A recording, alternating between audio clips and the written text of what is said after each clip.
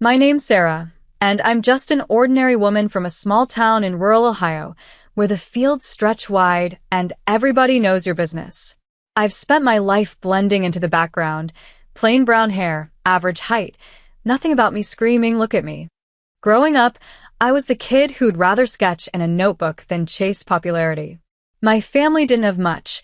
We scraped by on my dad's mechanic wages and my mom's part-time shifts at the diner. Watching them juggle bills left me craving stability, something solid to hold on to. After college, I landed a job at an insurance firm in Columbus, crunching numbers in a cubicle. It wasn't glamorous, but it was safe, and safe was all I ever wanted. By my 30s, though, safe started feeling like a cage. I'd watch my older sister, still single and living alone in our hometown, and this gnawing fear crept in that I'd end up the same, alone, forgotten, nobody's first choice. I'd never been the girl guys noticed. Plain, dependable Sarah didn't turn heads, and the few dates I'd had fizzled out fast. I started to think maybe I'd missed my shot at love, that I'd be stuck watching rom-coms alone forever. That loneliness ate at me, so one night, after too much coffee and not enough sleep, I did something reckless. I signed up for a dating app. That's how I met Ryan. He was everything I wasn't, tall, handsome, with a smile that could sell you the moon. 2 years younger than me, he worked in sales at a big company in Columbus, always dressed sharp, always quick with a joke. When his profile popped up, I thought, no way this guy's into me. But he messaged first, and soon we were texting all hours, him calling me gorgeous in a way that made my cheeks burn. I fell hard, fast, and before I knew it, we were planning a wedding. Ryan insisted we have the ceremony in my hometown. Sarah, you deserve to be the star, he said, his eyes crinkling with that charm I couldn't resist. I thought it was the sweetest thing, picturing myself walking down the aisle in a little church surrounded by people who'd known me since I was a kid.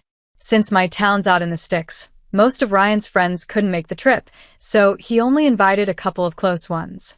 I didn't mind. I was just happy to have my friends there, filling the pews with familiar faces.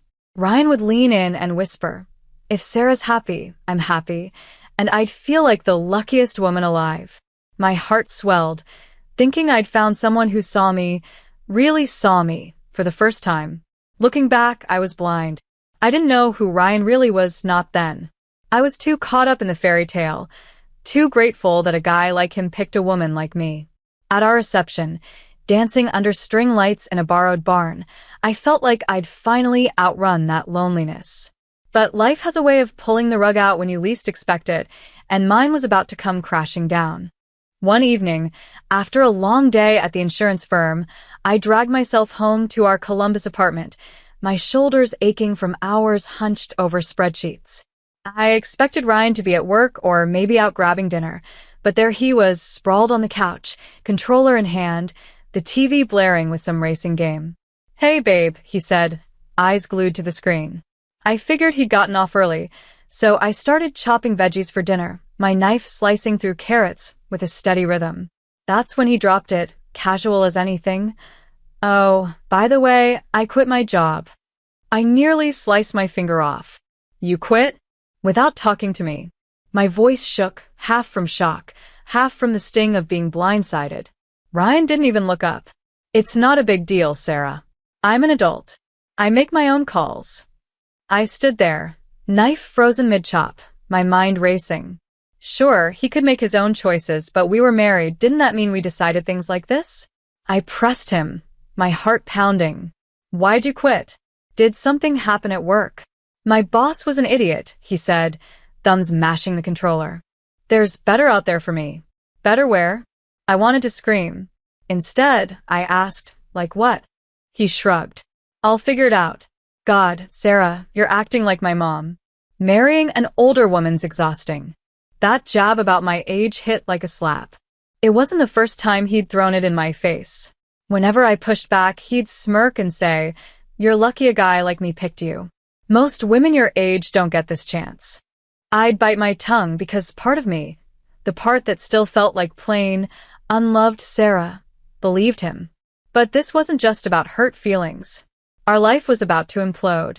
"Ryan, we're sending money to your parents," I said, trying to keep my voice steady. Their condo's rent is insane. My salary alone can't cover both our place and theirs. His parents had quit their jobs not long after we got married, claiming they were too worn out to keep working. I didn't judge them for it at first. Live your life, you know? But then they showed up at our door, asking for help with their rent and bills. They lived in a fancy 4-bedroom condo near downtown Columbus, all glass and high ceilings, the kind of place that screamed money we didn't have. Ryan didn't blink. Sarah's got it covered, he told them, like it was nothing. I wasn't okay with it, but I went along because I didn't want to seem heartless. Now, with Ryan jobless, I saw the math crumbling. What about your parents' rent? I asked, chopping harder, my frustration spilling into the knife. Ryan clicked his tongue, annoyed. You'll handle it, Sarah. We're a team, right?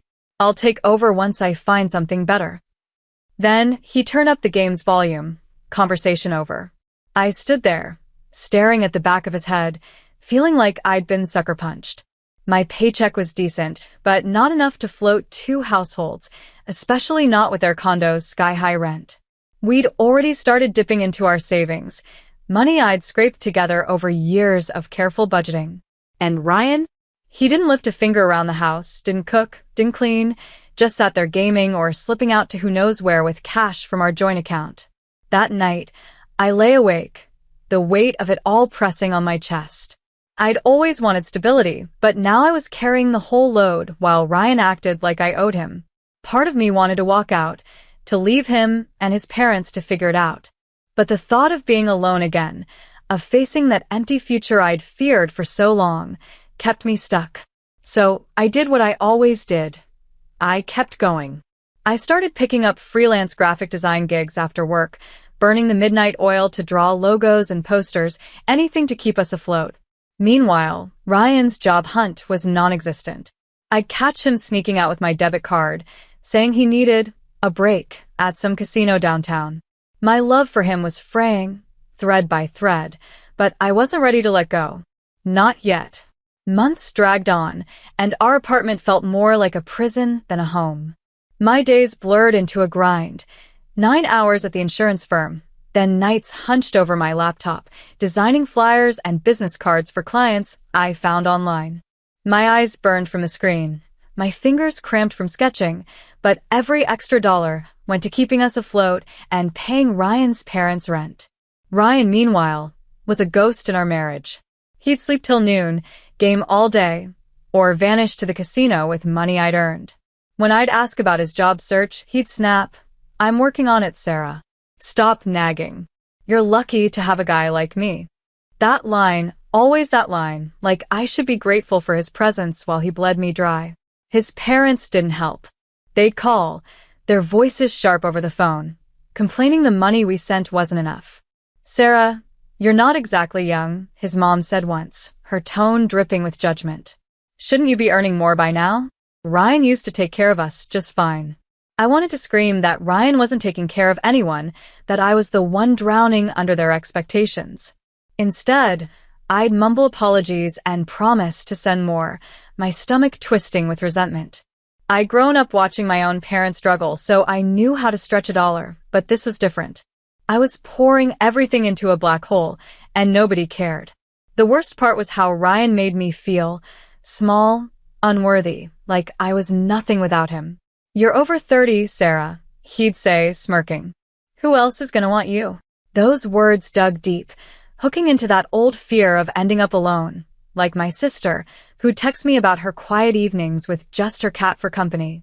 I'd lie awake, wondering if divorce was the answer, imagining a life free of Ryan's weight. But then I'd picture myself alone in some tiny apartment, no one to share my days with, and the fear would paralyze me. What if this was my only shot at love? What if I left and ended up with nothing? I pushed through, taking on more freelance work, my hands shaking from exhaustion as I balanced deadlines. Ryan didn't notice. He'd ask for a few bucks for the casino, claiming it was his way to unwind. I'd hand over the cash, hating myself for it, but too tired to fight. My love for him wasn't love anymore. It was habit, desperation, a refusal to admit I'd made a mistake. I'd look at our wedding photos, at my smiling face under those barn lights, and wonder where that Sarah went. The one who believed in fairy tales, who thought Ryan saw her worth. Now, I was just a paycheck, a means to an end, and the weight of that truth was crushing me. One evening, bone-tired from work, I stopped at a Columbus supermarket to grab groceries. My cart was half full of cheap pasta and canned beans when a voice broke through my haze. Sarah? Hey, it's me. I turned to see a man in a crisp suit, his face warm with a smile I vaguely recognized. I'm Marcus. We met at your wedding, friend of Ryan's. It clicked then, Marcus, one of the few guys Ryan invited to our hometown ceremony. I hadn't recognized him out of his casual wedding clothes, but his kind eyes jogged my memory.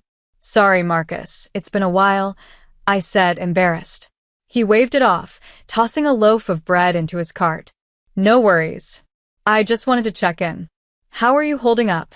His tone was gentle, like he knew something I didn't. I shrugged, forcing a smile. Oh, same old. Ryan's between jobs. Marcus's face tightened, and he lowered his voice. Look, Sarah, I don't talk to Ryan anymore. Haven't for a while. I blinked, confused. What? Why? He hesitated, then spilled it. Ryan wasn't who I thought. Back in college, Ryan had a gambling problem, blowing cash on slot machines and borrowing from friends like Marcus without ever paying them back. Marcus stuck around because they worked together, but when Ryan got fired, not quit, fired, for skipping sales calls to hit the casino, Marcus had enough. He called me after he got canned, asking for another loan, Marcus said, shaking his head. I cut him off for good. I stood there, gripping my cart, the fluorescent lights buzzing above me. Fired? Ryan had told me his boss was the problem, that he'd left on his own terms. Every word out of his mouth had been a lie. Marcus's words cracked something open inside me. All those months of Ryan smirks, his "you're lucky to have me" barbs, his parents' demands, it all came rushing back, and I saw it for what it was, a con. I wasn't just a wife. I was a mark. My hands trembled as I thanked Marcus, my voice barely steady. You don't know what this means, I said. He just nodded, like he understood the storm he'd unleashed. That night, I couldn't sleep. Ryan's lies played on a loop in my head, but so did a new feeling. Anger, sharp and clarifying. I wasn't worthless. I wasn't lucky to have him. I was done being his cash machine. But I knew Ryan and his parents wouldn't let go easily. They saw me as their ticket to an easy life. I needed a plan, something smarter than just walking out. My freelance graphic design gigs were picking up, bringing in steady cash. I opened a secret bank account, funneling every penny there, away from Ryan's grasp. I wasn't sure how I'd use it yet, but for the first time in months, I felt a spark of control. I wasn't just surviving anymore. I was fighting back. A few weeks later, I made my move. I came home from work, my heart pounding but steady, and set my phone on the kitchen table, the banking app open to our joint account. Ryan, I said, my voice calm. I quit my job. He froze, the controller slipping from his hands, his game forgotten. What the hell, Sarah? You quit? We're already broke. I turned the phone toward him, showing the balance. Almost nothing, drained by his parents' rent and his casino trips. We've been bleeding money, I said, echoing his own words. I need a break. Isn't it normal for spouses to support each other? Your turn to hold things down. His face went pale, panic creeping in. How are we supposed to live? I've got loans, Sarah. You need to get back to work, like yesterday. I just shrugged, my heart racing but my resolve ironclad. Not my problem, Ryan. He called his parents in a frenzy, and within hours, they stormed into our apartment, tearing through drawers, convinced I was hiding cash. Where's the money? His mom demanded, her eyes wild. I showed them the empty account, my voice steady. There's nothing left. Oh, and that big withdrawal? That went to pay back a loan Ryan took from a friend. I had to borrow more to cover it. Ryan exploded. Who'd you pay? Why now? I looked him in the eye. Marcus. He told me about your debts, Ryan. I did what was right. His parents turned on me and Ryan shouted, let's just divorce. They dragged me to the Franklin County Courthouse, thinking they'd cut ties with their broke cash cow. I signed the papers, my hands steady, while Ryan sneered, "Good riddance, Sarah. I'm done with your old, broke self." I walked out of the courthouse, free, and headed to a coffee shop downtown where Marcus was waiting.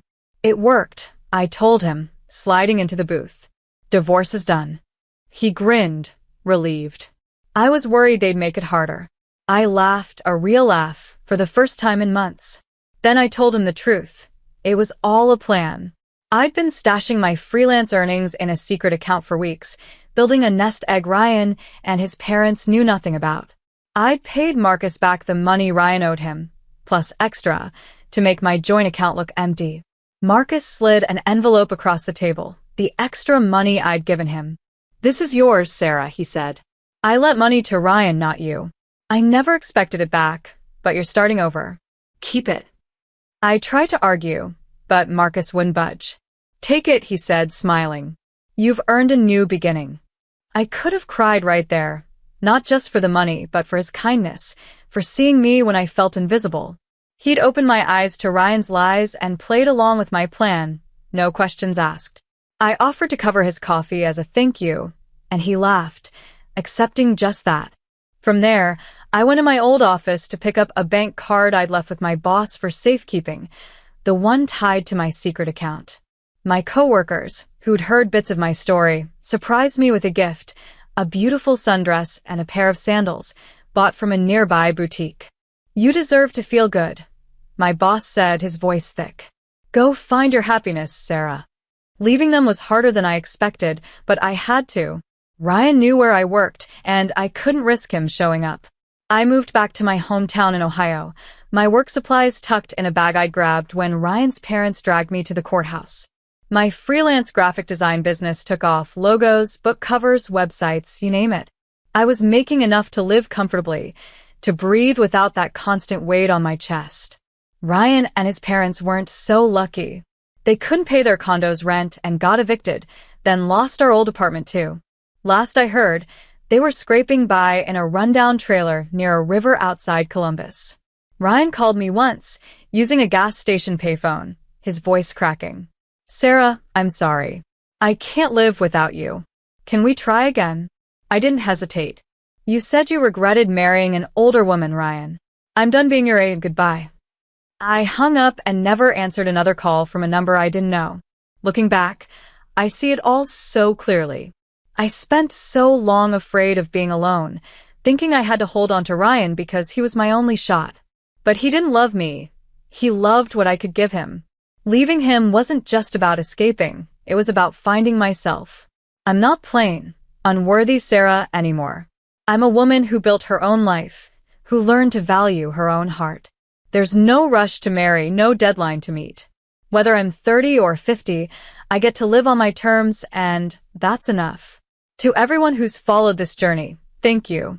You've walked with me through betrayal, heartbreak, and a hard-won victory. If my story hit you, hit that subscribe button and join me. Every design I create, every day I live, tells a story of grit, freedom, and starting over. Keep carving your own path, and I'll meet you where the real work happens, at the drawing board of your own life.